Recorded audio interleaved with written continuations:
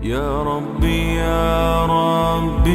إني أسألك العفو عني ولم يخب فيك ظني يا مالك الملك يا وال.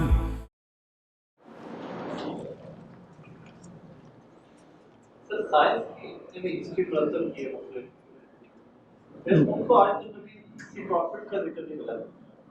یہی بات ہے نا. وہ تو کہتے ہیں ابراہیم نام کا شخص ہی نہیں موجود تھا. وہ کہتے ہیں بائبل کے علاوہ یہ ساری باتیں کسی اور ہسٹری میں ہے ہی نہیں, ساری جھوٹی ہے. تو بات یہی ہے نا کہ ان کو پہلی بات تو یہ کہ ریٹن ہسٹری ہے ہی نہیں ان کے پاس. ہسٹری دو طرح سے آپ کو ملی ہے نا,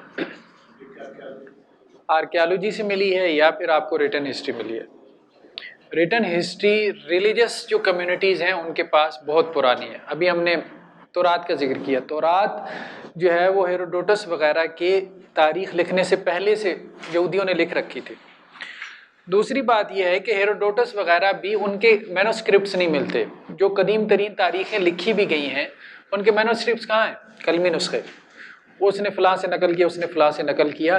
عجیب بات یہ ہے کہ ابھی ان کو ڈیڈ سی اسکرولز کہتے ہیں. بحیرہ مردار میں ابھی یہ تقریباً کوئی 1950 کے قریب کی بات ہے. ڈیڈ سی اسکرولز میں تقریباً کوئی 1000 کے قریب تورات کے مختلف قدیم نسخے 300-400 BC کے اس دور کے لکھے ہوئے نکلے. تو قدیم ترین جو اس وقت ہمارے پاس ریٹن ہسٹری ہے وہ بھی ریلیجن والوں کے پاس ہے, لکھی ہوئی ہے یا ان ٹرم آف مینوسکرپٹس ہے. اور دوسری بات یہ ہے کہ آرکیالوجی میں بات کریں تو آرکیالوجی میں ساری چیز انٹرپریٹیشن کی ہے. بھئی آپ کو کیا ملنا ہے؟ آپ کو تو برتن ہی ملنے ہیں نا. برتن کی آپ نے انٹرپریٹیشن کوئی کر لینی ہے, ہم نے کوئی کر لینی ہے, کچھ بھی نہیں.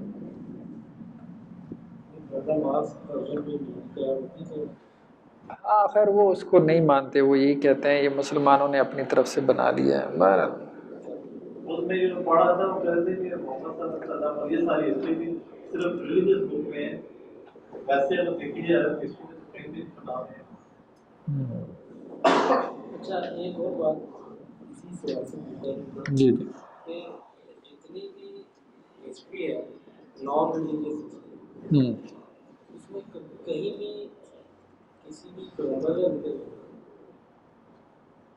یہی بات ہم کر رہے تھے, کیوں نہیں.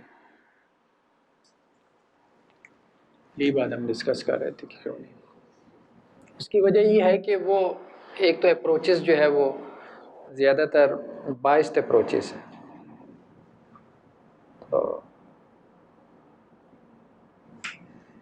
اور دوسرا اس کی وجہ ایک یہ بھی ہے کہ ریلیجن نے اس چیز کو پسند نہیں کیا. سکندر اعظم کا تو آپ کو بت مل جاتا ہے لیکن نبی کا بت نہیں ملتا. اس کی وجہ یہی ہے کہ بیسیکلی وہ اس پورے جو ہے وہ بیانیے کے اندر اس چیز کی اجازت نہیں تھی کہ آپ تصویر بنا لیں, آپ جو ہے وہ ہاں یہ ساری ہسٹری ہے. تو رات ساری ہسٹری ہے. حضرت سلیمان کی تاریخ ہے, داؤد کی تاریخ ہے. ملوک تھے نا, وہ بھی بادشاہ تھے, بڑے بادشاہوں میں سے. بلکہ جو بائبل کا پہلا چیپٹر ہے وہ ہے ہی تاریخ, اس کو تاریخ ہی کہتے ہیں. پیدائش کے بعد جو چیپٹر ہے تواریخ کے نام سے. چلیں جی شروع کریں. بسم اللہ الرحمن الرحیم.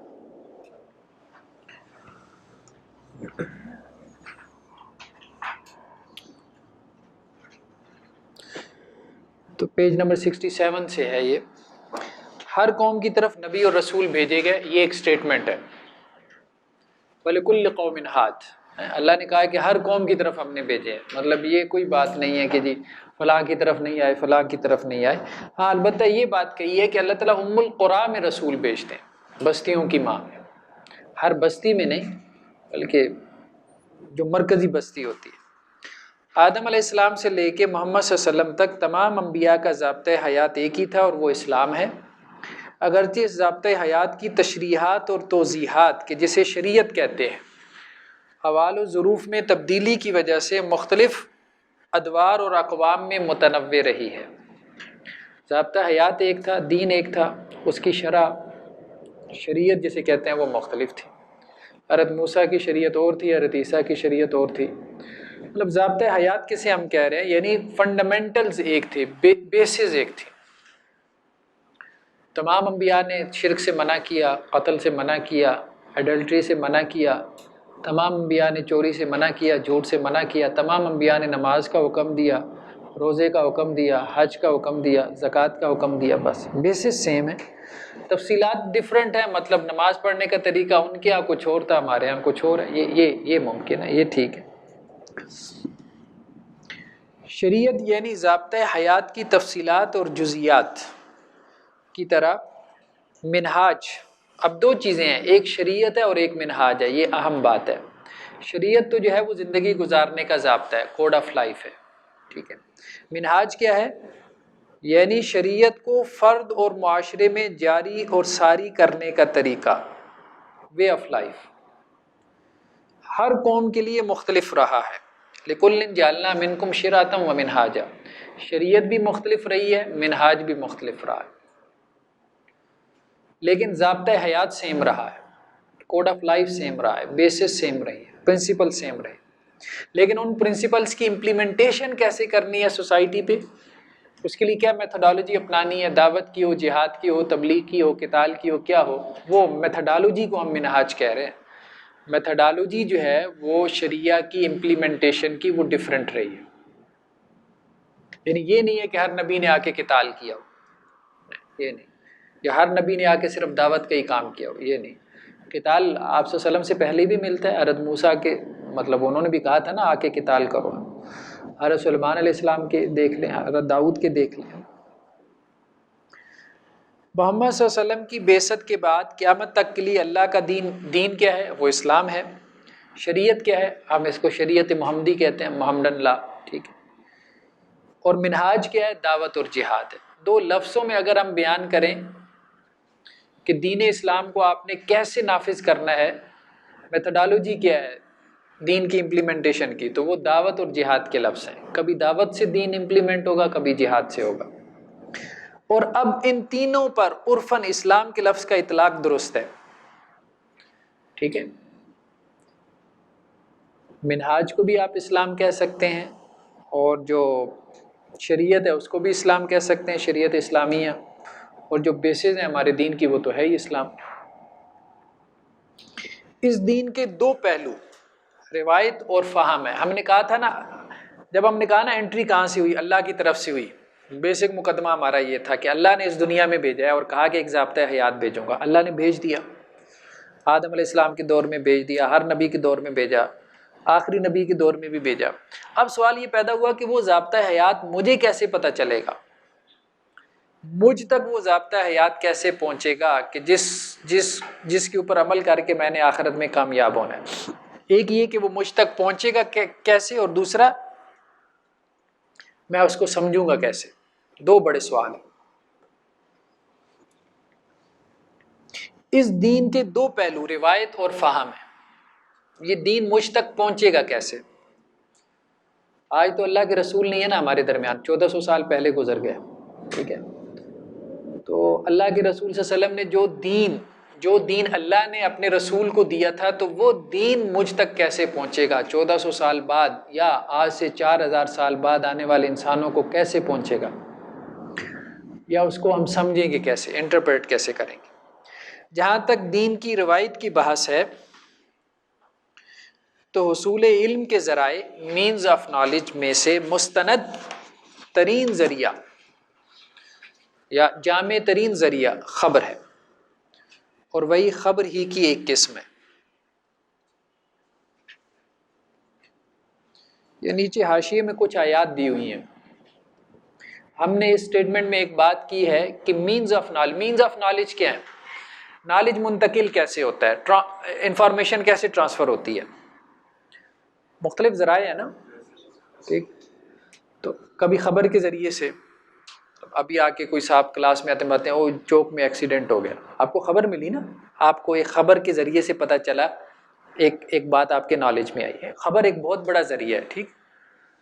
تو نیوز پیپر کی باقی یہ بات ٹھیک ہے کہ خبر وہی ہوتی ہے جو جھوٹی بھی ہو سکتی ہے سچی بھی، اس میں جھوٹ اور سچ کا امکان ہوتا ہے، ٹھیک ہے، وہ ایک علیحدہ بات ہے. ہم خبر کی تحقیق کریں گے. دین میں بھی یہ نہیں ہے کہ خبر آ گئی تو بس مان لیا ہے، یہاں پہ بھی یہ ہے کہ تحقیق کریں گے نا آپ خبر کی، وہ ہم آگے بحث کریں گے. تو خبر لیکن ایک بہت بڑا ذریعہ ہے دنیا میں علم کا کہ منتقل ہونے کا بہت بڑا ذریعہ خبر ہے. دوسری چیز کیا ہے؟ حواس خمسہ ہے، 5 سینسز ہیں. آپ خود مشاہدہ یا آبزرویشن سے آپ چیزوں کو جان لیتے ہیں اپنی سینسز کے ذریعے سے. ایک تیسرا ذریعہ عقل ہے، انسان کا تخیل ہے، انسان کی امیجینیشن ہے. تو اب یہ سوال یہ ہے کہ وہ دین جو اللہ کے رسول صلی اللہ علیہ وسلم پہ نازل ہوا تھا، آج مجھے وہ دین چاہیے.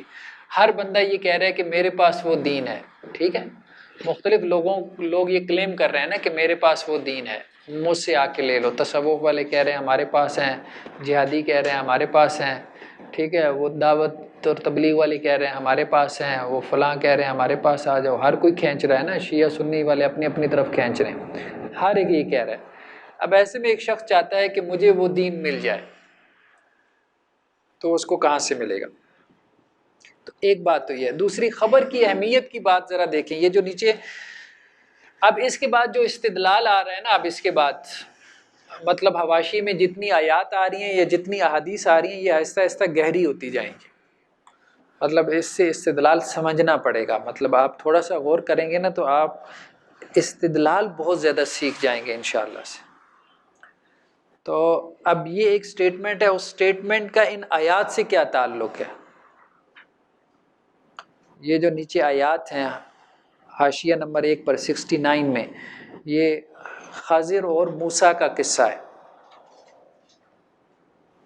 سٹیٹمنٹ کیا ہے؟ سٹیٹمنٹ دیکھیں.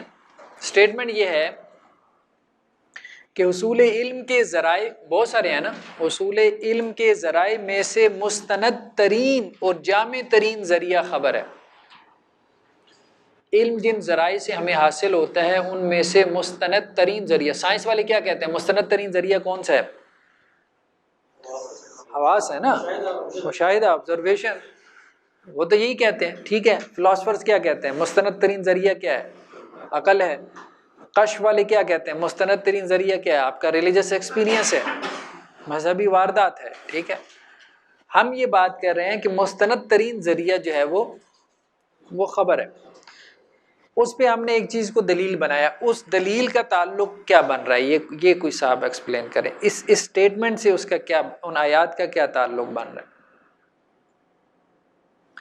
یہ جو آیات ہیں فوجدنا عبدا من عبادنا آتیناہ رحمتا من عندنا پورا خضر کا اور موسیٰ کا قصہ ہے کہ وہ گئے ہیں ان کے پاس اور کچھ واقعات ہوئی ہیں.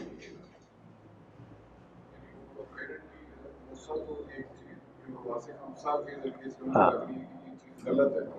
بالکل یہی بات. ایک اس شخص کے بارے میں جس کو اللہ تعالیٰ نے کہا کہ ہم نے اس کو علم دیا، وہ چیز کو برعکس انٹرپریٹ کر کے بتا رہے کہ یہ بات اس طرح. ریالٹی وہ نہیں ہے جو حواس خمسہ سے مل رہی ہے.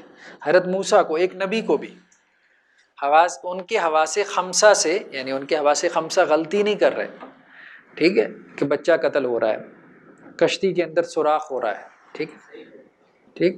تو وہ اب ان کو جو حواس خمسہ کے ذریعے سے علم مل رہا ہے، ریالٹی وہ نہیں ہے، ریالٹی اس کے پیچھے ہے جو خبر کے ذریعے دی گئی حضرت خضر کو.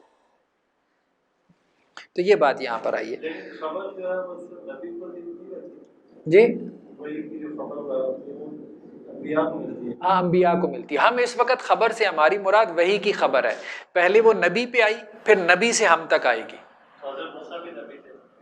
حضرت موسیٰ کی طرف وہ خبر نہیں نہ آئی تھی، خبر نہیں آئی تھی.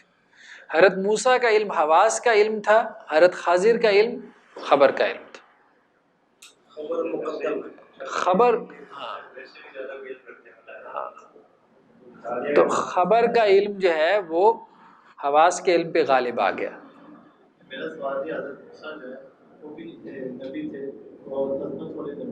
ہم اس پرٹیکل اس کیس میں بات کر رہے ہیں، اس قصے میں. نہیں کشف کی بنیاد پہ قتل جائز نہیں. قتل جائز. ہاں ہاں بالکل.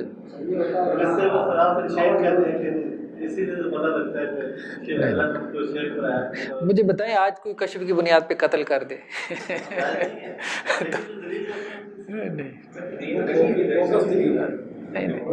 یہ کوئی بھی نہیں کہتا، یہ کوئی بھی نہیں کہتا. یہ جتنے یہ دیکھیں اتنا بڑا اقدام ہے، بچے کو قتل کر دینا ہے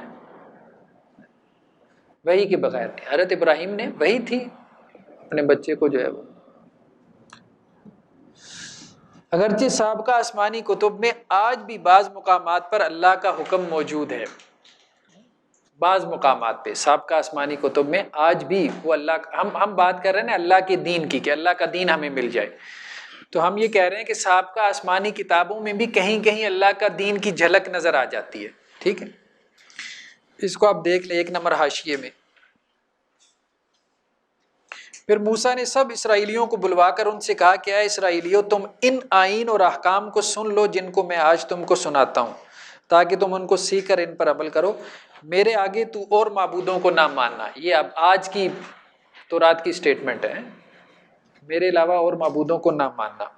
تو اپنے لیے کوئی تراشی ہوئی مورت نہ بنانا، ٹھیک، نہ کسی چیز کی صورت بنانا جو اوپر آسمان میں یا نیچے زمین پر یا زمین کے نیچے پانی میں ہے. تو ان کے آگے سجدہ نہ کرنا اور نہ ان کی عبادت کرنا، کیونکہ میں خداوند تیرا خدا غیور خدا ہوں. اور جو مجھ سے عداوت رکھتے ہیں ان کی اولاد کو 3 اور 4 پشت تک باپ دادا کی بدکاری کی سزا دیتا ہوں. اب یہ بات ایک ہو سکتی ہے غور طلب ہے، لیکن آگے وہی بات ہے. اور ہزاروں پر جو مجھ سے محبت رکھتے اور میرے حکموں کو مانتے ہیں رحم کرتا ہوں. تو خداوند اپنے خدا کا نام بے فائدہ نہ لینا، جھوٹی قسم نہ، کیونکہ خداوند اس کو جو اس کا نام بے فائدہ لیتا ہے بے گناہ نہ ٹھہرائے گا. تو خداوند اپنے خدا کے حکم کے مطابق سبت کے دن کو یاد کر کے پاک ماننا، یعنی ہفتے کا دن. 6 دن تک تو محنت کر کے اپنا سارا کام کاج کرنا، لیکن 7واں دن خداوند تیرے خدا کا سبت ہے. اس میں نہ تو کوئی کام کرے، نہ تیرا بیٹا، نہ تیری بیٹی، نہ تیرا غلام، نہ تیری لونڈی، نہ تیرا بیل، نہ تیرا گدھا، نہ تیرا اور کوئی جانور، اور نہ کوئی مسافر جو تیرے پھاٹکوں کے اندر ہو، تاکہ تیرا غلام اور تیری لونڈی بھی تیری طرح آرام کریں. اپنے باپ اور اپنی ماں کی عزت کرنا جیسا خداوند تیرے خدا نے تجھے حکم دیا، تاکہ تیری عمر دراز ہو. اور جو ملک خداوند تیرا خدا تجھے دیتا ہے اس میں تیرا بھلا ہو. تو خون نہ کرنا، تو زنا نہ کرنا، تو چوری نہ کرنا، تو اپنے پڑوسی کی بیوی کا لالچ نہ کرنا، اور نہ اپنے پڑوسی کے گھر یا اس کے کھیت یا غلام یا لونڈی یا بیل یا گدھے یا اس کی کسی اور چیز کا خواہاں ہونا. یہی باتیں خداوند نے اس پہاڑ پر آگ اور گھٹا اور ظلمت میں تمہاری ساری جماعت کو بلند آواز سے کہیں. اب دیکھیں نا کہ یہ وہ 10 کمانڈمنٹس جنہیں ہم کہتے ہیں، تورات کے احکام عشرہ. تو تورات میں مطلب ساری باتیں غلط نہیں ہیں، یہ وہی باتیں ہیں جو تمام دین ادیان میں. تو ہم بھی یہی بات کر رہے ہیں کہ آسمانی کتابوں میں آج بھی اللہ کا دین کہیں کہیں موجود ہے. یہ بہت بڑی گواہی ہے اس حوالے سے بھی کہ قرآن ان کی تصدیق کر رہا ہے اور وہ قرآن کی تصدیق کر رہے ہیں. لیکن چونکہ ان قوموں نے اپنی الہامی کتب اور نبیوں کی تعلیمات میں اخفاء اور اضافے، یعنی پچھلی قوموں کے جو کتابیں ہیں انہوں نے کیا کیا، اس میں اخفاء یعنی ایک تو چھپا لیا. اخفاء کا مطلب کیا ہے؟ تعلیمات کو چھپا لیا، دوسرا اس میں ایڈیشن کر دی. قرآن نے دونوں باتیں کہی ہیں نا، کہ رستے لفظی اور مانوی تحریفات کر لی. لفظی تحریفات بھی ہوئی ہیں. کچھ لوگوں کا ہمارے یہاں کہنا ہے کہ تورات میں لفظی تعریف نہیں ہوئی، یہ غلط بات ہے. تورات میں لفظی تعریف بھی ہوئی ہے اور مانوی تعریف تو قرآن میں بھی لوگوں نے کی ہے نا. مانوی تعریف تو کوئی بڑی بات نہیں ہے. آپ ایسی تفسیریں اٹھا کے دیکھیں کہ انسان مطلب حیران رہ جاتا ہے لوگوں نے کیا سے کیا معنی بنا دی ہیں. مانوی تعریف کا مطلب یہ ہوتا ہے کہ لفظ باقی ہے، معنی لوگوں نے چینج کر دیا.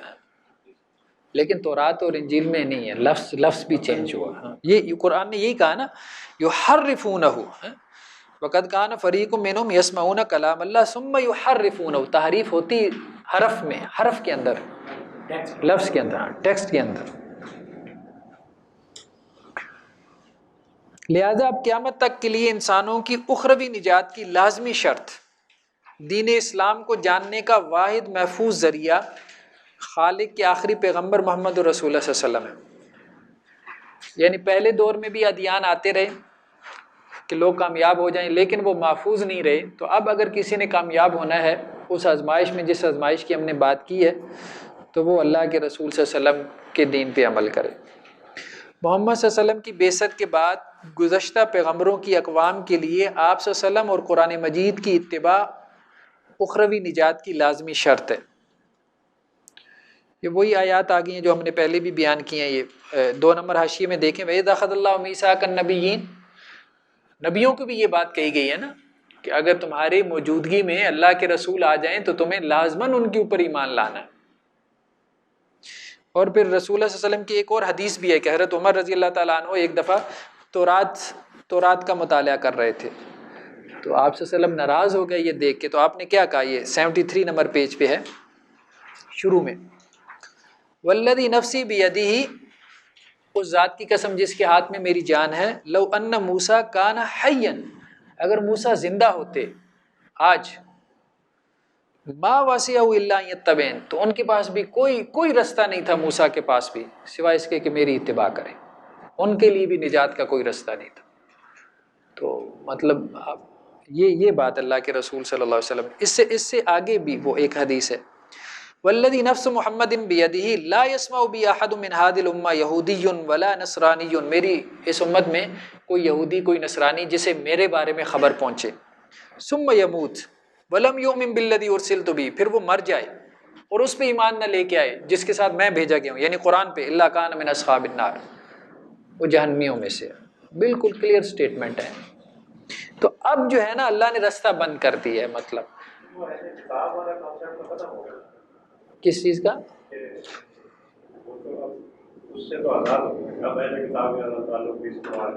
نہیں وہ تعلق تو ٹھیک ہے نا، تعلق سے تو منع نہیں کیا، وہ تو مشرک سے بھی منع نہیں کیا، یہ ہم آگے ڈسکس کریں گے۔ لا ينهاكم الله عن الذين لم يقاتلوكم في الدين، اللہ تعالیٰ تمہیں منع تو نہیں کرتا کہ تم ان مشرکوں سے کوئی تعلق قائم کر لو جنہوں نے تم سے دین کے معاملے میں جنگ نہیں کی، جنہوں نے تمہیں تمہارے گھروں سے نہیں نکالا۔ اللہ نے حربی سے منع کر رہا ہے، حربی کافر سے، جو تم سے لڑائی کر رہا ہے، جو تم سے جنگ کر رہا ہے، چاہے وہ اہل کتاب میں سے ہو، اہل کتاب میں سے نہ ہو۔ سویلین سے منع نہیں کیا، جو پرامن ہے ان سے منع نہیں کیا۔ تو فرق کتابی غیر کتابی کا نہیں ہے، فرق ان کے ہے حربی اور غیر حربی ہونے کا۔ حرب کہتے ہیں جنگ کو، جنگی کافر، اور وہ جو جنگ نہیں کر رہا۔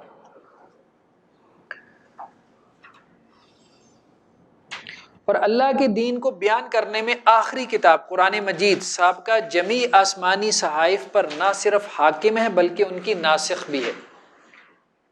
اللہ کا دین کیا ہے کیا نہیں ہے، تو پرانی کتابوں سے اگر آپ لے بھی لیں، لیکن ان کے اوپر جو اتھارٹی ہے وہ قرآن کی اتھارٹی کے نیچے آپ بیانیہ مکمل کر سکتے ہیں باقی کتابوں سے، ٹھیک ہے، بلکہ ان کی ناسخ بھی ہے، یعنی اس نے آ کے جتنے بھی وہ شریعتیں تھی سب کو کینسل کر دیا، شریعت کو کینسل کر دیا۔ باقی جو تاریخی باتیں، تاریخ تو کینسل نہیں نہ ہوتی، اب بائبل میں اگر کوئی تاریخ ہے، تاریخ تو ایک واقعہ ہے نا، تو ہو گیا۔ محمد الرسول اللہ صلی اللہ علیہ وسلم سے یہ دین، یہ جس دین کی ہم بات کر رہے ہیں، دین اسلام، قرآن مجید اور سنت نبوی 2 صورتوں میں بذریعہ خبر اس امت کو منتقل ہوا ہے۔ مجھ تک دین کیسے پہنچا؟ خبر کے ذریعے سے پہنچا، درمیان میں 1400 سال ہیں، تو ایک خبر ہے جو مجھ تک پہنچی ہے، 2 صورتوں میں پہنچی ہے، قرآن کی صورت میں، سنت کی صورت، حدیث کی صورت، اور خبر صحیح کے ذریعے اس دین کا محمد صلی اللہ علیہ وسلم سے امت کے کسی فرد تک پہنچ جانا اس پر حجت قائم ہو جانے میں کافی ہے۔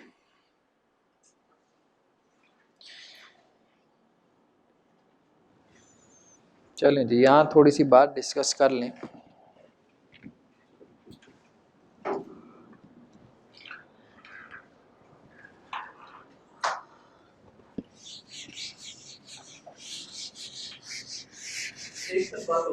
جی جی، جو ہم نے بات کی شریعت اور پھر منہاج کی، کچھ لوگ جیسے غافل صاحب کہتے ہیں کہ ایک دین کی فکر بھی ہوتی ہے جو کہ عورتیں جو اور بنائی گئی اور ویسے کچھ اور تھی، اب وہ فکر قرآن کی اور سنت کی کچھ لوگ اور انٹرپریٹ کرتے ہیں، کچھ لوگ اور انٹرپریٹ کرتے ہیں، اس میں دونوں صحیح اپنی جگہ ڈالتے ہیں۔ یہ آگے آ رہا ہے، آخر میں آ رہی ہے یہ بات، انشاءاللہ سے اس کو ہم دیکھیں گے۔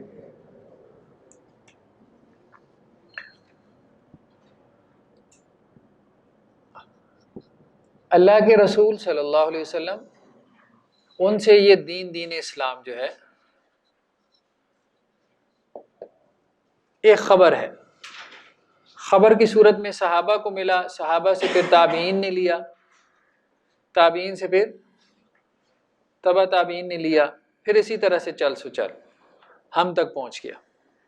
ٹھیک ہے، ہم یہ کہہ رہے ہیں کہ یہ جو دین ہے یہ آپ سے اگر ہمیں پہنچ جائے خبر صحیح کے ذریعے تو یہ حجت ہے. کسی بھی شخص کو پہنچ جائے، خبر صحیح ہونی چاہیے، اس کو صحیح خبر ملے. ٹھیک ہے،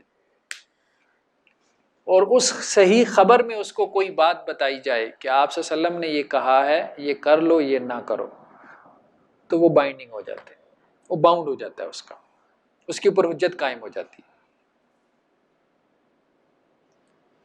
مطلب یہ نہیں ہے کوئی صاحب کہیں کہ جی میں جب تک رسول اللہ کو سامنے نہ دیکھ لوں یا ان سے براہ راست نہ سن لوں تو میں نہیں مانوں گا، یا میرے اوپر حجت تمام نہیں ہوتی. ایسا نہیں. یا کوئی صاحب یہ کہیں کہ جب تک مجھے کوئی 100 بندہ نہ بتا دے، مجھے جب تک کسی مسئلے میں 100 حدیثیں نہ مل جائیں تو تب تک میرے اوپر حجت نہیں بنتی. ہاں متواتر نہ ہو جائے ٹیکنیکلی اگر ہم بات کریں تو. ہاں خبر واحد حجت نہیں. تو یہ ہمارے ہاں ایک ڈبیٹ پیدا ہوئی نا کہ خبر واحد حجت نہیں ہے. ماڈرن اس طبقے کی بات کر رہا ہوں، ویسے نہیں ہے. ویسے اختلاف جو وہ ہے وہ اور ہے کہ خبر واحد جو ہے وہ واجب العمل ہے، اور واجب العمل ہے تو کس درجے میں ہے وہ ایک علیحدہ ڈبیٹ ہے. تو ہم بیسیکلی ایک ماڈرنسٹ جو پرسپیکٹیو ہے اس میں ہم ایک چیز کو سمجھنے کی کوشش کر رہے ہیں کہ غامدی صاحب نے یہ بات کہی ہے کہ یہ جو دین ہے، یہ دین جو ہم تک پہنچا ہے یہ 2 ذریعوں سے، اجماع اور تواتر. اگر کوئی چیز آپ کو اجماع سے نہ ملے اور اگر کوئی چیز آپ کو تواتر سے نہ ملے تو آپ باؤنڈ نہیں ہوتے اس کے. یعنی رسول اللہ صلی اللہ علیہ وسلم سے، آپ صلی اللہ علیہ وسلم سے یہ دین مجھ تک، میں یہاں پہ کھڑا ہوں فار ایگزامپل میں، تو رسول اللہ صلی اللہ علیہ وسلم سے یہ دین مجھ تک یا تو اجماع سے پہنچے. اجماع سے مراد ایگریڈ اپان، جو چیزیں ایگریڈ اپان ہیں. 5 نمازیں ہیں، سب بھی کہہ رہے ہیں 5 ہیں. رمضان میں روزے رکھنے ہیں، سب بھی کہہ رہے ہیں رمضان میں رکھنے ہیں. ٹھیک ہے، کافا انل کافا. ٹھیک ہے، اجماع سے ایگریڈ اپان ہے. یا پھر تواتر. تواتر سے مراد کیا ہے؟ میجورٹی. میجورٹی سوسائٹی کی ایک چیز کے اوپر عمل کر رہی ہے، یا میجورٹی جو ہے وہ ایک چیز کو صحیح کہہ رہی ہے. بڑی تعداد، تواتر کہتے ہیں جمع غفیر، ایک بڑی تعداد جو اس کو نقل کر رہی ہے. ہاں خبر واحد کسے کہتے ہیں؟ اس کے ساتھ اب دیکھیں نا، خبر کی 2 قسمیں ہوں. ایک خبر وہ ہوتی ہے جس کو متواتر کہتے ہیں، ایک وہ ہوتی ہے جس کو احاد کہتے ہیں. ٹھیک ہے، متواتر کا معنی یہ کیا جاتا ہے کہ جس کو جمع غفیر کو بڑی تعداد میں لوگ اس کو نقل کر رہے ہوں.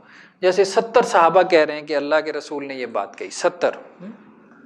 احاد کہتے ہیں کہ 1 2 یا 3 لوگ، 3 تک. احاد یا واحد کا مطلب ضروری نہیں ہوتا کہ ایک ہی ہو، 2 لوگ یا 3 لوگ اگر یہ بات کہہ رہے ہیں کہ رسول اللہ صلی اللہ علیہ وسلم نے یہ بات کہی ہے تو اس کو خبر واحد کہتے ہیں. وہ کہتے ہیں اس سے حجت نہیں قائم ہوتی، اس سے آپ باؤنڈ نہیں ہوتے. یہ بات ٹھیک نہیں ہے. یا وہ یہ کہتے ہیں کہ اس سے دین ثابت نہیں ہوتا. وہ کہتے ہیں کہ دین ثابت ان 2 رستوں سے ہوتا ہے. یعنی مینز آف نالج کی ہم بات کر رہے تھے نا کہ دین ٹرانسفر کیسے ہوتا ہے، دین کیسے ٹرانسفر ہوا. وہ اس سوال کا جواب دیتے ہیں کہ دین اجماع سے ٹرانسفر ہوتا ہے یا تواتر سے. اس سے کم درجے میں دین ٹرانسفر نہیں ہوتا. ہم یہ بات کر رہے ہیں کہ دین اجماع یا تواتر سے تو ٹرانسفر ہوتا ہی ہوتا ہے، لیکن اس کے علاوہ ایک اور درجہ ہے، خبر واحد. دین کا ایک بڑا حصہ اس ذریعے سے ٹرانسفر ہوتا ہے، ورنہ تو دین آپ کا سارا ضائع ہو جائے گا اگر آپ خبر واحد کو نکال دیں گے. تو وہ ایک بڑی ایک ایسی بات کرتے ہیں جو بظاہر عقل کو ڈیل کر دیتی ہے فوراً. وہ کہتے ہیں اللہ کے آخری پیغمبر ہے، وہ یہ طے شدہ کہ اس کے بعد نبوت کا سلسلہ بن سکتا ہے. یہ کیسے ممکن ہے کہ دین کی کوئی بنیادی بات ہے اور وہ کسی کمرے میں بیٹھ کے دو لوگوں کو بتا رہے ہیں؟ ایسا ممکن ہے؟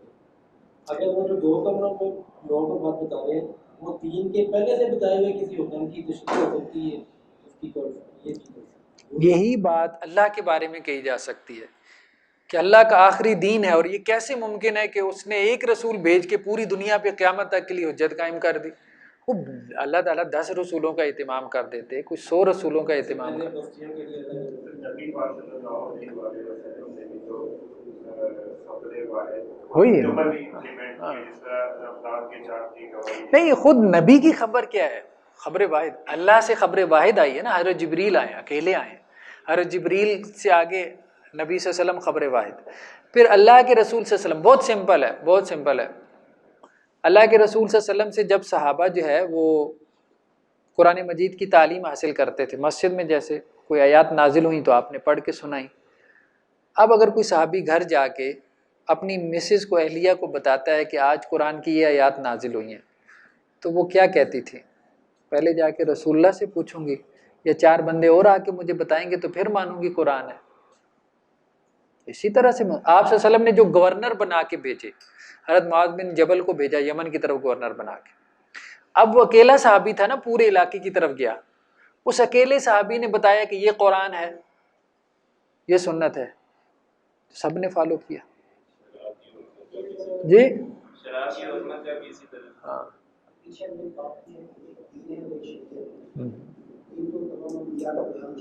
مشترک رہا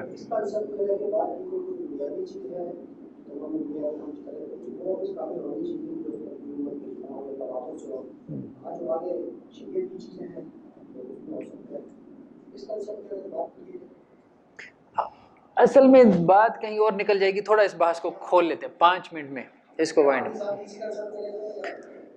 اصل بات یہ ہے کہ آپ تواتر سے مراد کیا لیتے ہیں، پھر آپ تھوڑا گہرائی میں اور چلے جائیں۔ خیر اصول حدیث میں تو ہم نے اس پہ بہت ٹائم لگایا تھا۔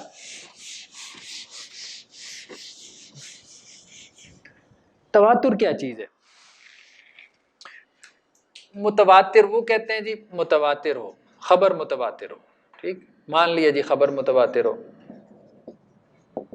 جس خبر سے دین آپ کو ملے وہ خبر متواتر۔ متواتر کیا ہے؟ جمع غفیر ہو، چلو مان لیا جمع غفیر، کتنا جمع غفیر ہو، مطلب جمع غفیر کی بھی ڈیفائن کریں گے نا اس کو، کتنے لوگ ہوں تو آپ کہیں گے جمع غفیر ہے۔ اچھا اس میں لوگ 4 سے شروع ہوئے ہیں، جو آراء ہیں وہ بتا رہا ہوں، لوگ 4، کچھ نے کہا کہ 4 سے جمع غفیر شروع ہو جاتا ہے، ٹھیک ہے، کچھ نے 5 کا ذکر کیا، کچھ نے 7، کچھ نے 10، کچھ نے 12، ٹھیک ہے، کچھ نے 17، اسی طرح سے چلے جائیں، 70، 40 کا بھی ذکر ہے۔ کبھی آپ اتفاق کر ہی نہیں سکتے اس کے اوپر، اس کو آپ ڈیفائن نہیں کر سکتے، ٹھیک، یعنی اگر آپ تعداد کی طرف جاتے ہیں تو آپ کبھی ڈیفائن نہیں کر سکتے، ہمیشہ اختلاف، مطلب کوئی دلیل ہے ہی نہیں آپ کے پاس۔ جنہوں نے کہا 4 ہے تو انہوں نے دلیل نکالی، وہ مطلب زنا کی سزا چونکہ 4 ہے، 4 گواہ چاہیے نا، تو انہوں نے کہا وہ دلیل ہے۔ جنہوں نے کہا 5 ہے انہوں نے کہا نمازیں 5 ہیں، جنہوں نے کہا 7 ہے انہوں نے کہا آسمان 7 ہے۔ عجیب بات ہے، مطلب جنہوں نے کہا 10 ہیں انہوں نے کہا تلک عشرۃ کاملہ، یار عجیب بات ہے، مطلب تلک عشرۃ کاملہ کس سینس میں بات ہو رہی ہے؟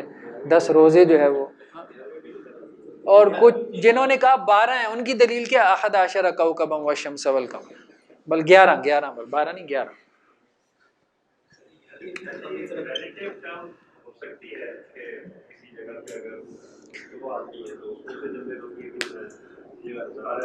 اگر ریلیٹو کر دیں گے نا تو پھر وہی بات ہوگی، وہ دلیل نہیں بن سکتی۔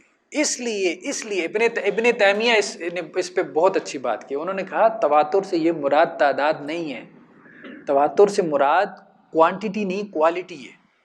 انہوں نے کہا کہ تواتر بیسیکلی کیا ہے؟ تواتر بیسیکلی یقین کا نام ہے، ایک کیفیت ہے، یہ یقین آپ کو حاصل ہو جائے، جب کوئی خبر ایسی ہو کہ یقین ہو جائے آپ کو کہ نہیں اس میں شک نہیں ہے، کوئی شک کر ہی نہیں سکتا۔ یہ نہیں ہے کہ 100 بندے دیں یا 150 دیں یا 500 دیں، بعض اوقات 70 آدمی آپ کو آ کے خبر دیں گے، آپ کہیں گے ساری وہ اس فرقے کے ہیں، ٹھیک ہے، نہیں مانیں گے نا آپ، ٹھیک ہے، مطلب کربلا کے بارے میں اگر آپ کو 150 جو ہے وہ ذاکر خبر دے دیں تو مان لیں گے آپ، ہزاروں لوگ بیان کرتے ہیں ہم نہیں مانتے. نہیں مانیں گے آپ. تو تعداد کی کوئی اہمیت نہیں ہے. اہمیت کس چیز کی ہے؟ وہ کیفیت کی. کیفیت وہ کب بعض اوقات وہ کیفیت ایک سے بھی حاصل ہو جاتی ہے.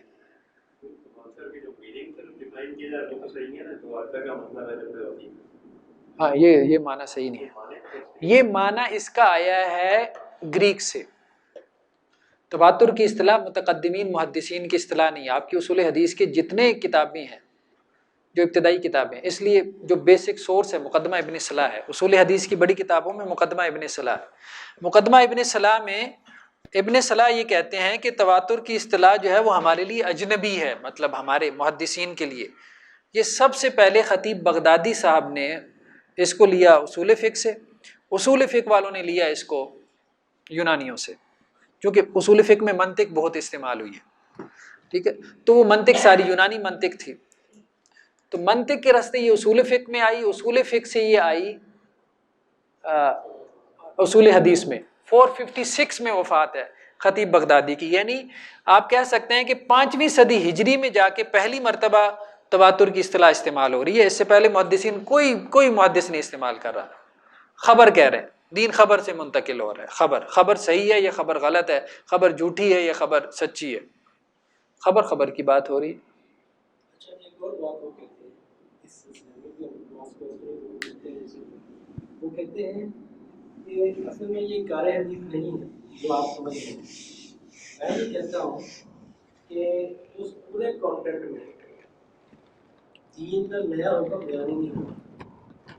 میں یہ نہیں کہہ رہا کہ ہے نہیں، کہتے اگر آپ ہے تو لا کے بتائیں کہ آپ کو کس حدیث میں کے بارے میں لگتا ہے کہ اس میں ایک ایسا حکم بیان ہوا ہے جو پہلے نہیں تھا، وہ بتائیں. وہ پوچھنے والوں نے 3-4 مثالیں دی، انہوں نے سب کو پرانس کیا.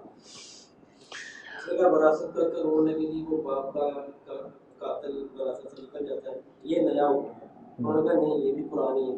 انہوں نے کہا اقرب نفع یہ ہے کہ قرب منفعت کی بنیاد پر ہے، قاتل تو قرب منفعت میں سے خارج ہو گیا. لہٰذا یہ کہتے ساری 4 انہوں نے پیش کی، بٹ دونوں پی ایچ ڈی اسکالر تھے، انہوں نے 4 کو جوڑ دیا قرآن سے. یہ کیا چیز ہے؟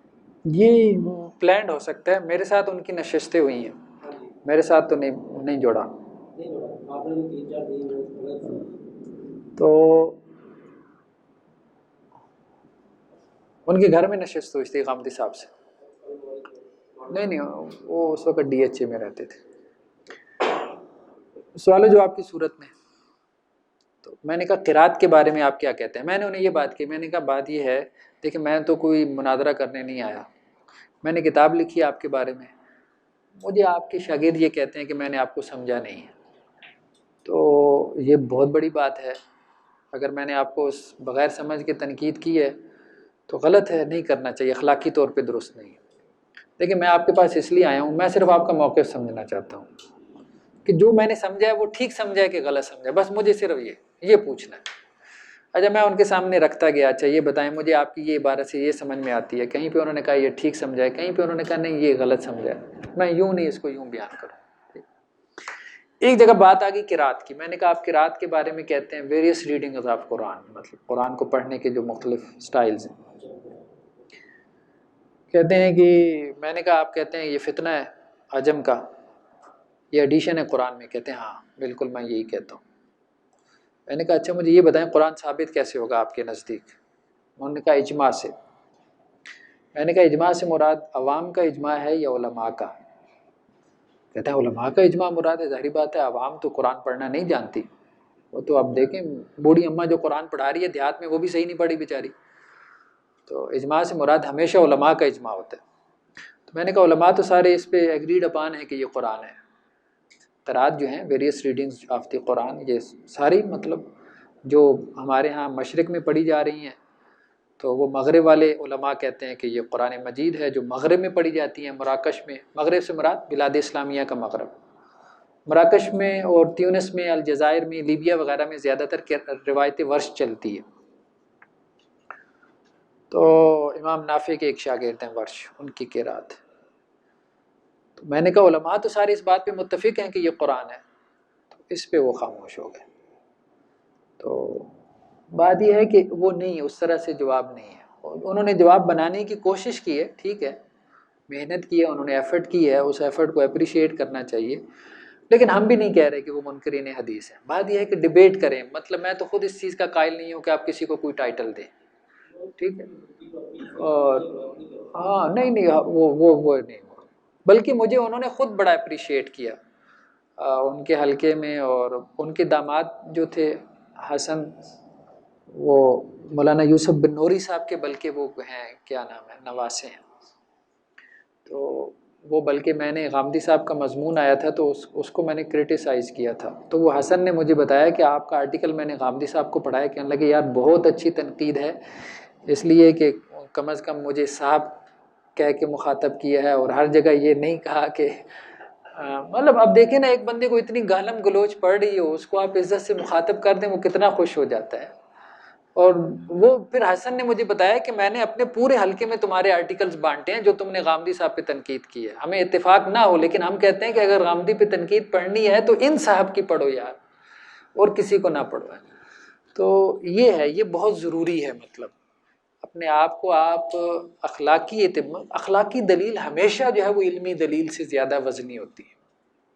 آپ اپنے ایٹیٹیوڈ سے, اپنے رویوں سے جتنا لوگوں کو متاثر کر سکتے ہیں اتنا آپ نہیں, مطلب گالم گلوچ کر کے نہیں, غصے نکال کے نہیں, اس طرح سے نہیں.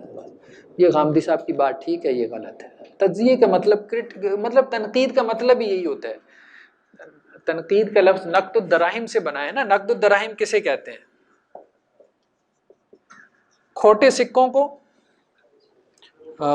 کھروں کو الگ الگ کرنا. اب ہمیں کسی پہ تنقید میں ملتی اس کے مطلب کھوٹے ہیں. مطلب ہر بندے کی بات 100% غلط نہیں ہوتی, کبھی بھی نہیں ہوتی. شیطان کی بات بھی 100% غلط نہیں ہوتی. اللہ کے رسول صلی اللہ علیہ وسلم نے کہا نا حضرت ابو ہریرہ کو, کیا کہا تھا جھوٹا لیکن بات وہ آیت الکرسی والے مسئلے میں. تو مطلب بدترین سے بدترین آدمی بھی کبھی اچھی بات کر جاتا ہے. تو اپریشیٹ کرنا سیکھیں لوگوں کو. جس کے اوپر تنقید کریں اس کی صحیح بات مطلب جسے آپ کہیں کہ جو تنقید کر رہے ہیں اور اس وقت کوئی بات آ جائے, نہیں یہ بات آپ کی بالکل ٹھیک ہے, آپ بالکل بجا کر ایسے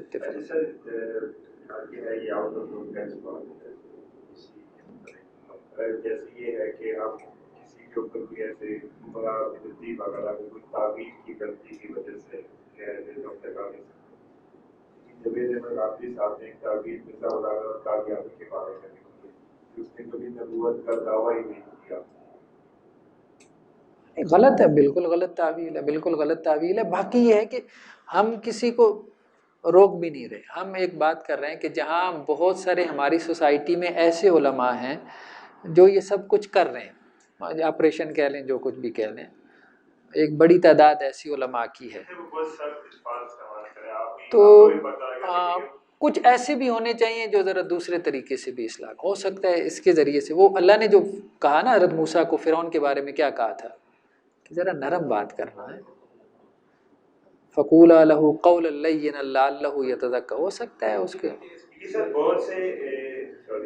بہت سے علماء مطلب میں نے جو بھی دیکھا ہے کہ وہ اس مکتبے سے کر رہے ہیں جو غامدی صاحب کے اسکول آف تھاٹ کے زیادہ آپ جاتے ہیں. اگر آپ دیکھیں وہ والا کے مولانا صدر صاحب کے, وہ عمار خان یاسر ہو گئے, یہ جماعت الدعویٰ کے مبشر صاحب ہو گئے, یہ دیکھا اسی اسکول آف تھاٹ کی طرف وہ جا رہے ہیں.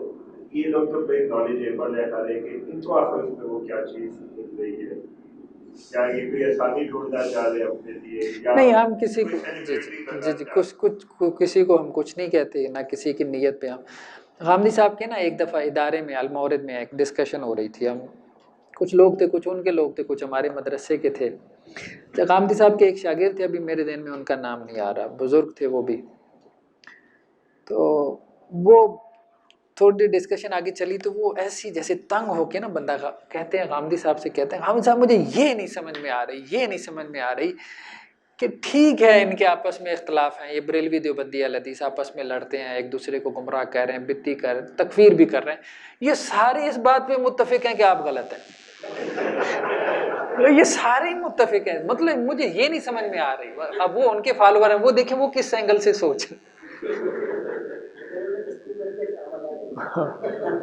تو وہ کہہ رہے ٹھیک ہے میں مانتا ہوں ان کے آپس کے اختلاف ہوں گے, لیکن یہ سارے اس پہ اتفاق کرتے ہیں کہ آپ غلط ہیں. یہ بات ہمارے لیے بڑی پریشان کن ہے. مطلب کہ کسی مولویوں کا کسی بات پہ اتفاق نہیں ہوتا اور یہ اس بات پہ متفق ہو گئے ہیں، تو شاید یہ بات ٹھیک ہی ہو ان کی.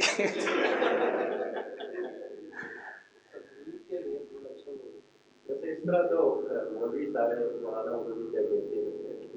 ٹھیک ہے، نہیں اچھا بہت نہیں، سارے نہیں، بہت سارے اپریشیٹ بھی کرتے ہیں. اچھا کافی معلوم ہوتی ہے، وہ کہتے ہیں کہ سب سے زیادہ لیکن وہ تھوڑی تکلیف روایتیں دے رہے ہیں اور سیدنا ابو ہریرہ جو ہے وہ بعد میں مسلمان ہو رہے ہیں، وہ اتنی تعداد میں وہ کہتا ہے کہ دین کا اتنا ضروری نہیں ہوتا، تو کہتے ہوتا کہ کچھ بات ہے چاہے ڈر کی یا جو اصل بات یہ نہیں ہے، غلط فہمی یہاں پہ ہوئی ہے کہ دین کو محفوظ کرنے کا ہر زمانے کا طریقہ مختلف رہا ہے. ٹھیک ہے نا، رسول اللہ صلی اللہ علیہ وسلم کے زمانے میں دین کو محفوظ کرنے کا طریقہ کتابت نہیں تھا، ہرگز نہیں تھا، حفظ تھا. قرآن کو بھی لکھنے کا اہتمام نہیں کیا گیا. ایک جگہ قرآن کہاں لکھا ہوا تھا رسول اللہ صلی اللہ علیہ وسلم کے زمانے میں؟ نہیں تھا نا. اس لیے تو حضرت ابوبکر نے ایک مصحف تیار کروایا نا، پھر حضرت عثمان نے اس پہ کام کروایا. تو گویا کہ قرآن کا کام بھی آپ کہہ سکتے ہیں نہیں کہ انکمپلیٹ تھا، نہیں انکمپلیٹ نہیں تھا. اس زمانے میں علم کو محفوظ کرنے کا ذریعہ ہی ڈیفرنٹ تھا. مطلب ان کو شجر نسب یاد تھے اپنے گھوڑوں کے، حفظ اور ان کی میموری اتنی زیادہ ہوتی تھی، مطلب وہ شعر و شاعری کے مطلب ہزاروں اشعار ان کو زبانی یاد ہوتے تھے. پھر ایک وقت آیا کہ کتابت غالب آ گئی. اب ہم چونکہ پرنٹنگ پریس کے دور میں پلے بڑے ہیں تو ہمیں کتابت ہی زیادہ اچھی چیز نظر آتی ہے. اب تو ہم خیر کتابت کے دور سے نکل رہے ہیں. اب جو نیا دور آ رہا ہے وہ تو ہاں ای بک کا ہے، ای پبلشنگ کا ہے، ہارڈ ڈسک ہے. یہ تو کتاب تو ختم ہو جائے گی آپ کی جو ہارڈ کاپی میں. ٹھیک ہے، پھر آپ اس کو تو یہ ہر زمانے میں علوم کو محفوظ کرنے کے جو ذرائع ہیں وہ مختلف رہے.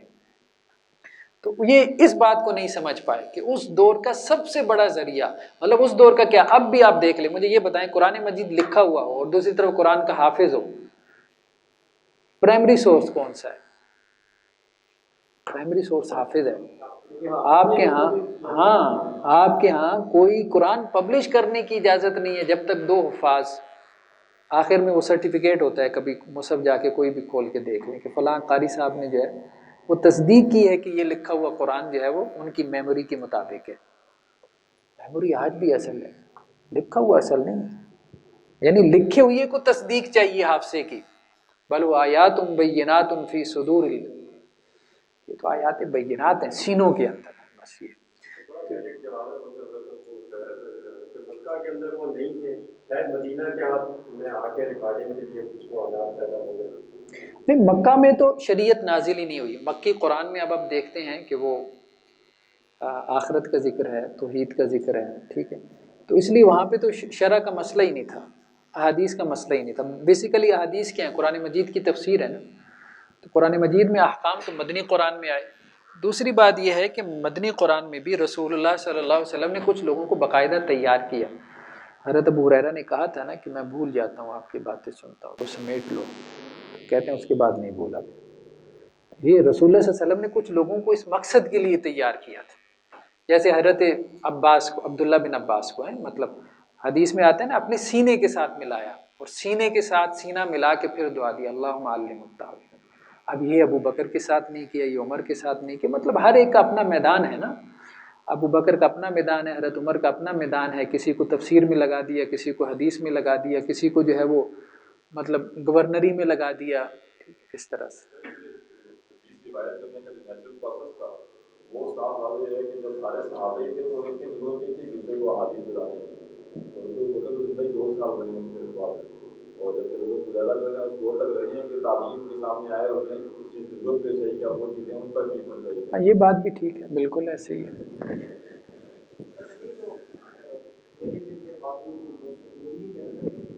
ابھی سب کی بات کی ہے بنیادی جو دین کی چیزیں ہیں جو ہم ایمانیات ان کے بارے میں وہ اجماع و توافق سے تو شریعت کے ذمہ میں آتی ہے کہ ایک بات تو ہمارے خود اپنے کاموں سے ضرور ہے. مجھے ان کا جملہ دوہرایا تو میں نے ڈسکس کر دیا. انہوں نے کہا کہ یہ باتیں ایسے ہی اپنے کہہ رہے ہیں کہ ایک اللہ کے نبی صلی اللہ علیہ وسلم کا فرمان صحیح سند تک ہم تک پہنچ جائے اور پتہ چل جائے یقین ہو جائے واضح ہو جائے کہ اللہ کے رسول کیا فرما ہے تو ادنا درجے کا انحراف نہیں مان کے بنا.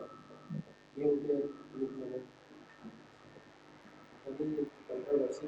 نہیں کنٹروورسی نہیں ہے، بیسیکلی بیانیہ کا فرق ہے.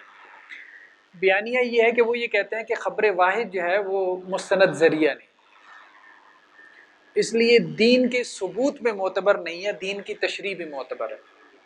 دو چیزیں ہیں نا، ایک ہے دین کا ثبوت، ایک ہے دین کی شرح. ٹھیک ہے، تو خبر واحد بیسیکلی دیکھیں خبر متواتر ہے ہی نہیں، آپ کے دین میں خبر متواتر ہے ہی نہیں. صرف ایک خبر ہے، ایک حدیث ہے جس کے بارے میں کلیم کیا جاتا ہے کہ یہ خبر متواتر ہے، من کذب علیہ متعمدا، باقی سب اخبار احاد ہے. مطلب حدیث کا پورا ذخیرہ. خبر واحد سے مراد یہ نہیں ہے کہ آپ نے حدیث کو 2 حصوں میں بانٹ دیا ہے، آپ نے کہا یہ متواتر ہے یہ احاد ہے، نہیں، ساری حدیث کا ذخیرہ ہی خبر واحد ہے. تو ایک ہے دین کا ثبوت اور ایک ہے دین کی شرح. وہ یہ کہتے ہیں کہ خبر واحد سے دین ثابت نہیں ہوتا، ہاں اس کی تشریح کر لیں. دین کا کوئی حکم ثابت نہیں کریں گے آپ کا، وہ حکم جو قرآن میں نہیں آیا. رجم کا حکم قرآن میں نہیں ہے، دین میں نہیں ہے، خبر واحد میں ہے. خبر واحد سے کوئی نیا حکم ثابت نہیں ہوگا. ہاں رجم کا حکم قرآن میں آ جاتا ہے، اس کی تفصیل حدیث میں آ جاتی کہ رجم ایسے کرنا ہے، کھڑا کر کے کرنا ہے، بٹھا کے کرنا ہے، گڑھا کھود کے کرنا ہے. تفصیل ہم مانیں گے حدیث سے. ٹھیک ہے، تو وہ حدیث کو مانتے ہیں لیکن ایک تشریح کے طور پہ، دین کے ثبوت کے طور پہ. وہ کہتے ہیں حدیث سے دین کا کوئی نیا حکم ثابت نہیں ہوتا، پہلے سے ایک حکم موجود ہے دین کا، قرآن کا، اس کی حدیث شرح کر سکتی ہے. اگر کو اپیل کرنے والی ایک اور بات، وہ ایک حدیث انہوں نے بتائی کہ جس میں اللہ کے نبی صلی اللہ علیہ وسلم نے یہودی سے جانور روک غالب میں ہونے کا وعدہ کیا، تو سودا طے ہو گیا لیکن زبانی بعد میں وہ نکل گیا، وہ سارا مسئلہ دیکھا تو ایک صحابی نے کہا کہ میں گواہی. وہ بھی جیسے حدیثہ پتہ کی تو وہ کہتے ہیں کہ پہلی بات تو یہ کہ صحابی جھوٹی گواہی دے گا، یہ پاسبل ہے. دوسرا کہتے ہیں آپ اسلام کو خود بھی فریم کر رہے ہیں. دوسرے کلیم کریں کہ مسلمانوں کے پیغمبر تو اس طرح کہیں کہ اپنے حق میں جھوٹی گواہی کو بھی اپریشیٹ کرے گا اور آئندہ کے لیے اس کو سرٹیفکیٹ دے جائے کہ یہ 2 کے برابر ہے. لیکن یہ بالکل اسلام کے مقدمے کے خلاف ہے، لہٰذا اس کی سند صحیح بھی ہے. تو اس کی مثال ہوگی اگر حدیث کی کسی صحیح سند میں لکھا ہو 2 + 2 = 5 ہے تو آپ سند چیک کریں گے؟ نہیں کریں گے نا. اسی طرح کہتے ہیں اس کی سند دیکھنے کی بھی ضرورت ہے. اس پہ بات کریں گے انشاءاللہ.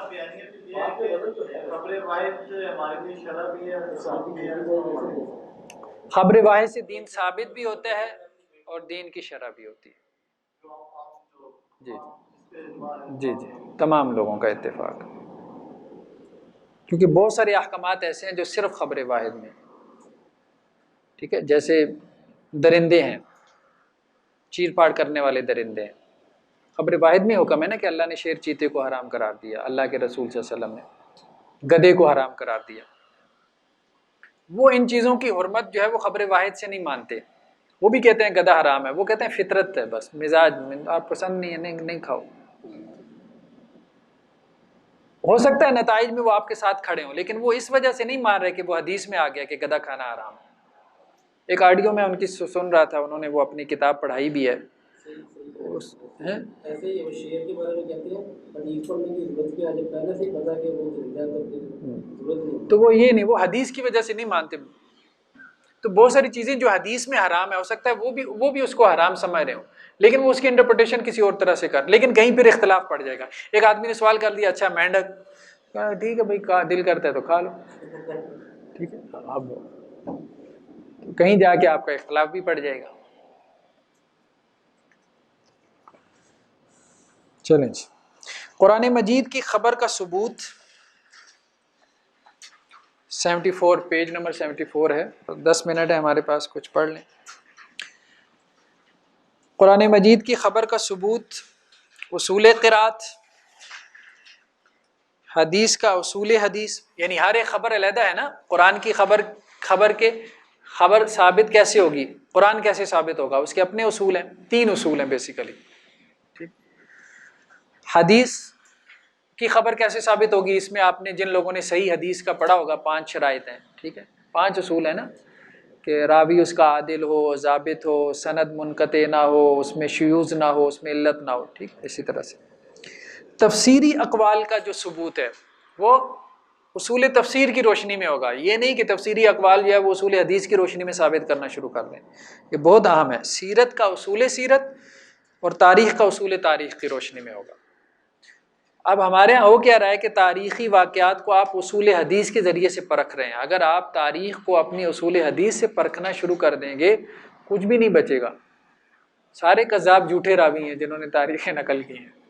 ٹھیک ہے، تو وہ یہی ہے نا کہ جو وہ محدثین اس کو کذاب کہہ رہے ہوتے ہیں اور ادھر اس نے پوری تاریخ کی کتاب لکھی ہوتی ہے جو آپ کے یہاں تاریخ کا بیسک سورس ہوتا ہے. تو اس لیے اصول تاریخ پہ علیحدہ سے کام کرنے کی ضرورت ہے. وہاں مطلب لوگوں نے کام کیا بھی ہے.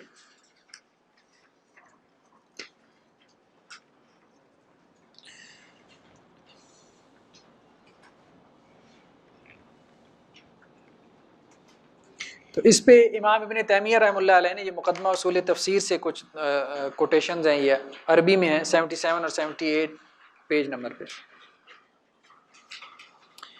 بلکہ یہ 77 پہ ذرا ایک کوٹیشن تھوڑی سی دیکھ لیں، 2 نمبر پیراگراف پہ. فالمقصود ان المنقولات التي يحتاج اليها في الدين قد نصب الله الادله على بيان ما فيها من صحيح وغيره. اچھا، ومعلوم ان المنقول في التفسير اكثر كالمنقول في المغازي والملاحم ولهذا قال امام احمد. امام احمد کا یہ قول اہم ہے. کیا ہے؟ ثلاثه امور ليس لها اسناد. 3 چیزیں ایسی ہیں جن کی کوئی سند نہیں ہے. التفسیر والملاحم والمغازی. ٹھیک ہے، تفسیری اقوال کی کوئی سند نہیں ہے، ملاحم کی جنگوں کی اور مغازی کی. اس میں اب ابن تیمیہ یہ کہتے ہیں کہ دیکھیں بات یہ ہے اس میں راویوں کی بحث میں نہ پڑیں. غزوہ بدر کا ذکر ہو رہا ہے، اب آپ کہیں کہ جی جس راوی نے وہ غزوہ بدر نقل کیا ہے اب وہ راوی اس میں درمیان میں ضعیف آ گیا ہے، اس میں نہ پڑیں. ہاں، اب راویوں نے کیا کیا کہ کسی نے غزوہ بدر نقل کیا اس نے اس طرح سے بیان کر دیا، کسی نے نقل کیا اس نے اس طرح سے بیان کر دیا. تو ابن تیمیہ رحمۃ اللہ علیہ یہ کہتے ہیں کہ مجموعی طور پہ واقعہ ثابت ہو جاتا ہے چاہے ان کے آپس میں کنٹرڈکشنز ہو. ٹھیک ہے، مجموعی طور پہ واقعہ ثابت ہو جاتا ہے کہ غزوہ بدر ہوا ہے.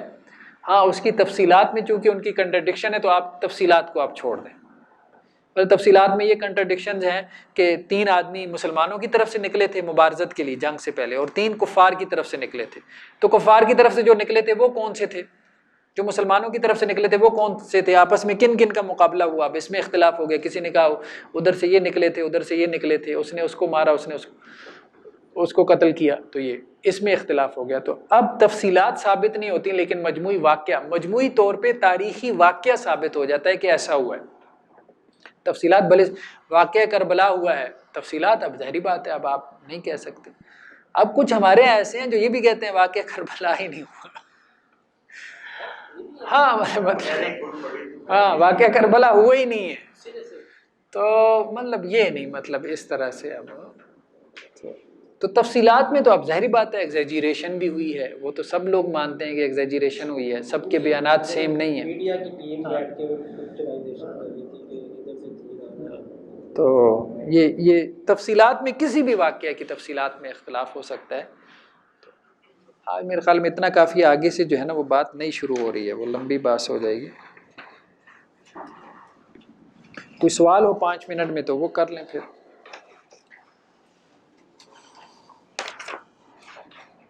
ہاں، ایک بات آئی تھی یہ کہ وہ حدیث درمیان میں وہ رہ گئی، اب مجھے مل نہیں رہی. ایک حدیث کا نیچے حواشی میں ذکر آیا تھا کہ رنگوں کا جو اختلاف ہے یہ کیسے پیدا ہوا، یا مزاجوں کا اختلاف انسانوں میں. تو ایک حدیث کے الفاظ ہیں کہ اللہ تعالیٰ نے آدم علیہ السلام کی جب مٹی لی تو زمین کے مختلف حصوں سے لی. کہیں پہ زمین نرم تھی، کہیں پہ زمین سخت تھی، کہیں پہ مٹی جو ہے وہ سرخ کلر کی تھی، کہیں پہ مٹی کا کچھ رنگت تھی. تو یہ سب مزاج اور کلر جو ہے وہ وہاں سے اس ایسنس سے آدم کی اولاد میں آیا. پیج نمبر 50 پہ. اچھا ٹھیک.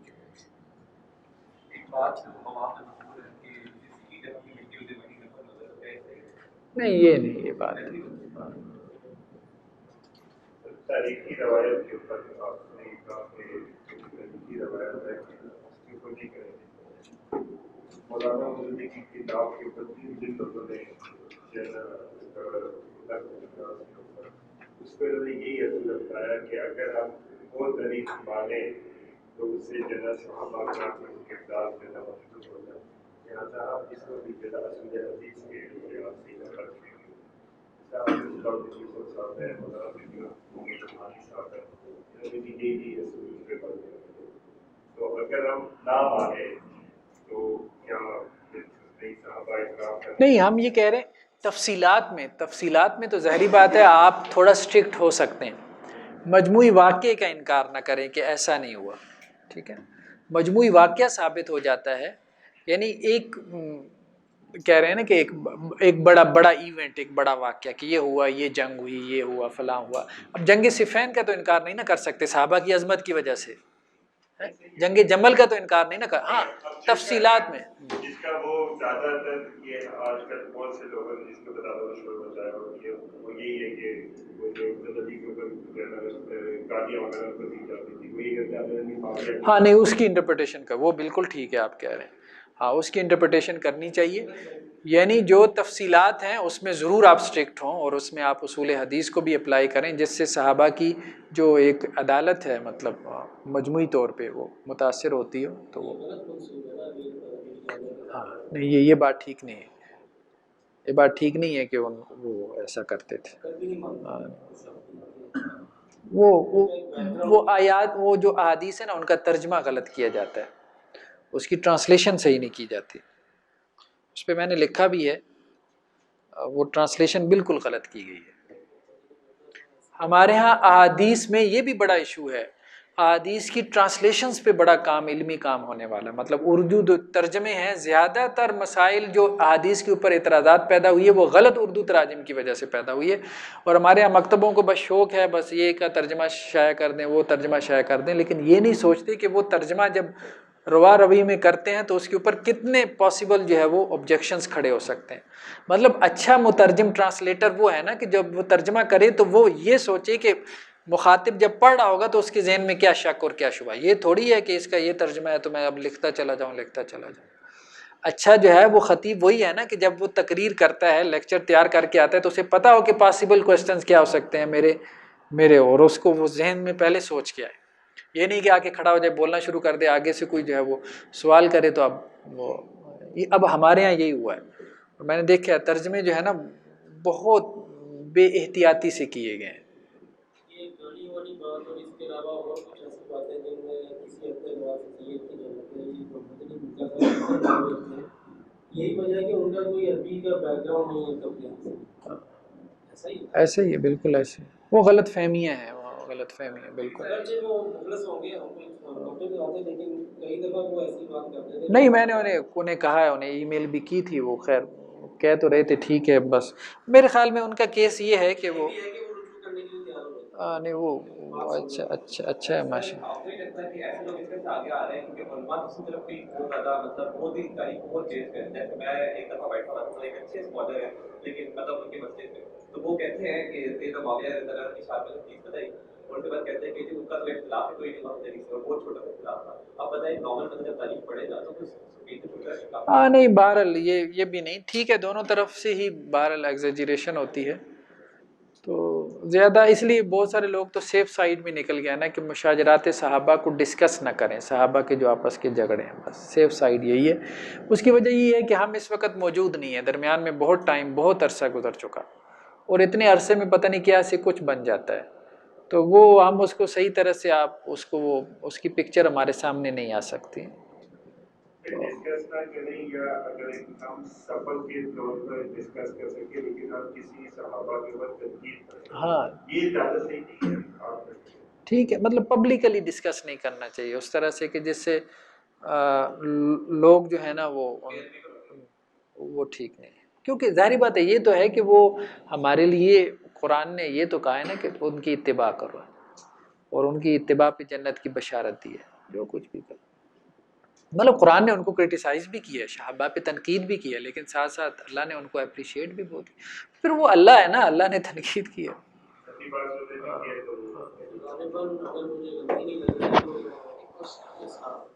جی ایان ثابتہ. تو ایان ثابتہ کے بارے میں ہم نے بات کی تھی کہ ایان ثابتہ کیا ہیں. عین ثابت کی جمع ہے عیان ثابتہ. عین ثابت سے مراد یہ ہے اللہ کا علم. آسان الفاظ میں یہ کیا ہے؟ اللہ کا علم ہے. اللہ کا علم کس کے بارے میں؟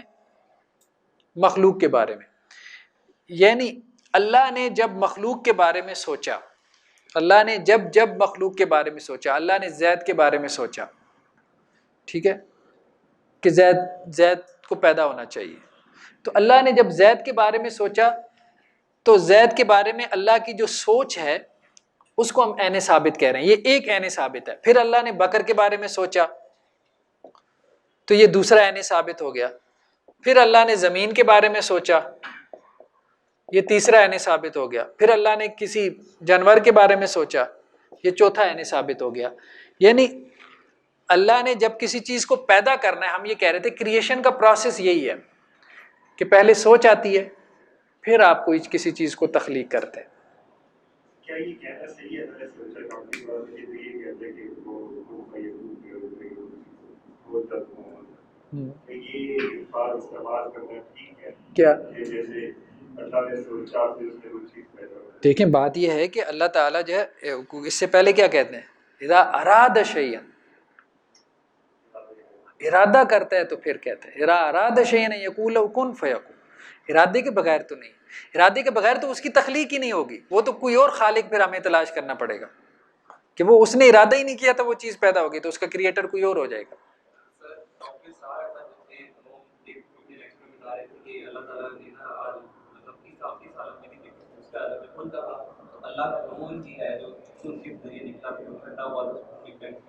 ہاں نہیں وہ بات ٹھیک نہیں ہے. ان کا وحدت الوجود کا کانسیپٹ ذرا ڈیفرنٹ تھا، لیکن یہ بات درست نہیں ہے. اب اس پہ جو ہے نا ابھی جو لیٹسٹ آ رہی ہے نا ام المسبحات، تو عاقب سعید صاحب سے ڈسکشن ہوئی تھی، بلکہ انہوں نے خود ہی کہا تھا کہ آپ اس پہ حواشی لگا دیں ام المسبحات پہ جو سورہ حدید کی شرح ہے. تو وہ میں نے کچھ اس کے فٹس نوٹ لکھے تھے، تو وہ اب جو نیا اس کا آ رہا ہے نا تو وہ ان فٹ نوٹس کے ساتھ پبلش ہو رہی ہے. تو یہ ایک اچھا ہے بجائے اس کے کہ آپ خواہ مخواہ لوگوں کو دعوت دیں کہ لوگ. اور پھر خود ڈاکٹر صاحب یہ کہتے تھے کہ میں نے براہ راست نہیں پڑھا، نہ میں نے خود مطلب انہوں نے لکھا ہے میں نے ابن عربی کو براہ راست نہیں پڑھا. وہ درمیان میں بہرحال یوسف سلیم چشتی صاحب کو پڑھتے رہے، ایک سیکنڈری سورس تھا جس کو پڑھ کے وہ تھوڑا سا جو ہے وہ الجھن کا شکار ہو گئے. تو نہیں، وہ انہوں نے براہ راست نہیں پڑھا، انہوں نے خود لکھا ہے ام المسبحات میں. ابھی اب مطلب جا کے دیکھو، کہتے ہیں میں نے نہ فصوص پڑھی ہے نہ فتوحات مکیہ پڑھی ہے، بس مجھے ایک حسن ظن ہے اور اس حسن ظن کی وجہ سے میں نے ان کا دفاع کر دیا بس. تو اس دفاع میں پھر انہوں نے ایک نئی تھیری بنا لی، وہ تھیری وحدت الوجود کی. اب یہ ہمارے ہاں جو اہل حدیث حضرات تنقید کرتے ہیں نا ڈاکٹر صاحب پہ، یہ بڑی غلط تنقید ہے. یہ تنقید یہ کرتے ہیں کہ ڈاکٹر صاحب کی جو وحدت الوجود کا نقطہ نظر تھا وہ وہی ہے جو ابن عربی کا تھا. یہ بالکل غلط ہے، ایسا بالکل بھی نہیں ہے. مطلب یہ بہت سطحی بات ہے. جس نے وحدت الوجود کا نہ مطالعہ کیا ہو اور نہ ڈاکٹر صاحب کا مطالعہ کیا ہو، اور اسی پہ بلکہ ایک میری ریسرچ آرٹیکل بھی ہے. ڈاکٹر صاحب بیسیکلی دیکھیں وحدت الوجود کیسے بناتے ہیں، وہ بہت انٹرسٹنگ ہے. مطلب انہوں نے جو تھیری دی ہے وہ ان کی اپنی تھیری ہے، ان سے پہلے کسی نے نہیں دی، اور وہ اس پہ بڑا فخر کرتے تھے ایجاد و ابداع عالم سے عالمی نظام خلافت تک. اور وہ کہتے تھے کہ انسان جتنا سوچ سکتا تھا میں نے اس سے آگے سوچ کے دکھا دیا. بہرحال مطلب یہ بگ بینگ تک پہنچے تھے تو میں نے ان کو بگ بینگ سے آگے لے گیا ہوں. مطلب بگ بینگ سے پیچھے نہیں نہ گئی ہے ابھی تک، تو ان کے پاس کوئی جواب نہیں ہے. تو ڈاکٹر صاحب نے بیسیکلی بگ بینگ سے پیچھے لے کے گئے. وہ یہ کہتے تھے، اب انٹرسٹنگ ہے، مطلب ہے تو ساری تھیالوجی ہے، کہ اللہ نے کن کہا، خدا تو کن کیا ہے؟ بیسیکلی ورڈ آف گاڈ ہے نا، یہ کلام ہے. کن کیا ہے؟ اللہ کا کلام ہے، صفت ہے اللہ تعالیٰ کی. ٹھیک ہے، یہ کن وہ کہتے ہیں کہ کن نے ایک نور کی شکل اختیار کر لی، یہ کنورٹ ہو گیا، ٹرانسفارم ہو گیا. لفظ کن جو تھا جو اللہ نے کہا، وہ لفظ کن جو ہے اللہ کا جو کلام ہے وہ ایک نور کی صورت میں ٹرانسفارم ہو گیا. عام نقطہ نظر کیا ہے کہ لفظ کن سے کیا ہوا؟ اللہ نے کن کہا تو کن سے، کن کہنے سے ایک علیحدہ یہاں پہ ایک مخلوق وجود میں آ گئی علیحدہ سے. یہ بات سمجھ رہے ہیں نا یہ فرق؟ ٹھیک. کن نتیجہ بن گیا ایک مخلوق کے وجود کا اور کن ہی مخلوق بن گیا. ٹھیک. تو اب وہ کہتے ہیں کہ یہ کن نے نور کی صورت اختیار کی, یہ نور جو ہے اس سے فرشتے پیدا ہوئے, پھر اس نور نے آگ کی صورت اختیار کی, آتشی آگ کا گولا بنا, اس آگ سے پھر جو ہے وہ جنات پیدا ہوئے, پھر یہ آگ جو ہے وہ پھر آہستہ آہستہ جو ہے وہ ٹھنڈی ہوئی ہے, اور پھر سارا وہ جو بگ بینگ کی بات ہے, وہ زمین جو ہے وہ ٹھنڈا ہونا شروع ہوئی اور یہ سارا ایوولوشن کا جو. تو بیسیکلی یہ جو ان کا پوائنٹ تھا یہ درست نہیں ہے. مطلب یہ بات کہنا کہ کن نے ہی, یعنی ایک بات تو یہ ہے کہ ہمارے پاس اس کی کوئی دلیل نہیں ہے, اور دوسرا یہ بڑی بات ہو جائے گی کہ ہم کہیں کہ اللہ کی صفت اس معنی میں وہ وحدت الوجود کہتے ہیں. مطلب ان کی ساری انٹرپریٹیشن وحدت الوجود کی سائنسٹیفک ہے, وہ فلسفیانہ نہیں ہے, بلکہ وہ تو کہتے تھے کہ یہ جو تنزلات ہم نے پڑھے ہیں, ان کی کتاب ایجاد و ابداع عالم کے شروع میں ایک چھوٹا سا ٹیکسٹ ہے 2-3 جملوں کا, اس میں انہوں نے کہا یہ سارا تو مطلب بیوقوف لوگ لگتے ہیں مجھے, تو یہ ایسے تنزل ہوا, یہ ہوا عقول اشرا اور یہ اور وہ. سائنس چونکہ وہ خود سائنس کے میدان کے آدمی تھے, سائنس ان کی دلچسپی تھی, تو انہیں وہ بڑا انٹرسٹنگ لگا کہیں بگ بینگ سے ہم اس کو اللہ تک پہنچا دیں تو وحدت سے کثرت کیسے پیدا ہوئی ہے, یہی سوال تھا نا. تو انہوں نے یہ بات یہاں سے کہ یہاں پہ وحدت الوجود ہے, یہاں پہ وجود ایک ہے, پھر آہستہ آہستہ اس سے کون نکلا, وہ کون بھی ایک تھا, اس سے جو نور پیدا ہوا وہ بھی ایک تھا, اس نور نے ہی آگے پھر ابھی تک یہاں پہ وجود ایک ہے, پھر آگ سے پھر آگے جو ہے نا پھر ایوولوشن ہوا. تو یہ اس طرح سے انہوں نے بیان کیا, لیکن بہرحال اس کی کوئی دلیل نہیں ہے, کوئی عقلی نقلی دلیل نہیں.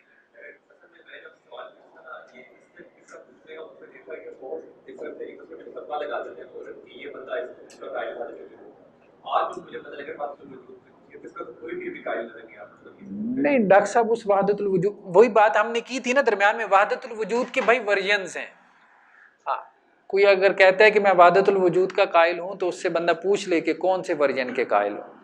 ٹھیک ہے, جیسے اینڈرائڈ کے ورژنز ہیں نا, بس ونڈو کے ورژنز ہیں نا, اب 98 میں اور مطلب 2007 میں بہت فرق ہے نا, اب تو 10 بھی آ گئی ہے شاید. چلیں جی, کافی ہے سوال.